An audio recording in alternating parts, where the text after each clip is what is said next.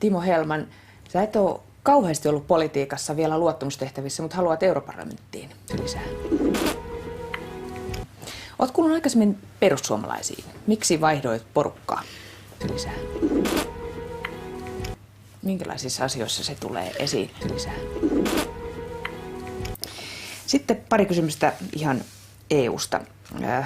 Onko sun mielestä parlamentilla liikaa vai liian vähän valtaa lisää?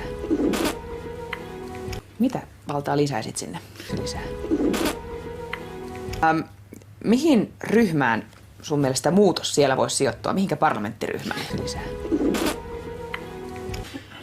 Siinähän se onkin, muutos vähän hakee paikkaan. Lisää.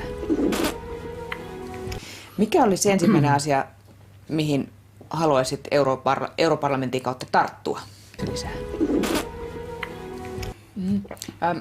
Millaisista sun mielestä siellä pitäisi kaitsia? Riittääkö rekisteri vai lisää? Tämä Strasbourg-Bryssel-kysymys on tosi vaikea, koska se on Ranskalle äärettömän tärkeä se Strasbourgin istunto. Miten se kompensoitaisiin heille, jos Strasbourg otettaisiin pois lisää? Tax evasion is some kind of problem in EU. How to avoid it? Lisää.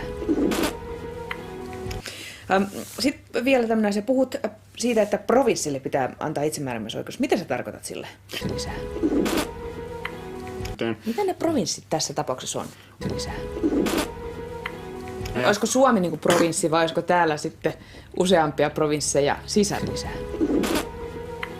Eli ikään kuin maakunnille lisää valtaa eri puolilla Eurooppaa.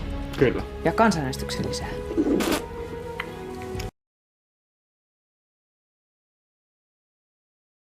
Mikäli maakuntien asukkaat niin haluavat.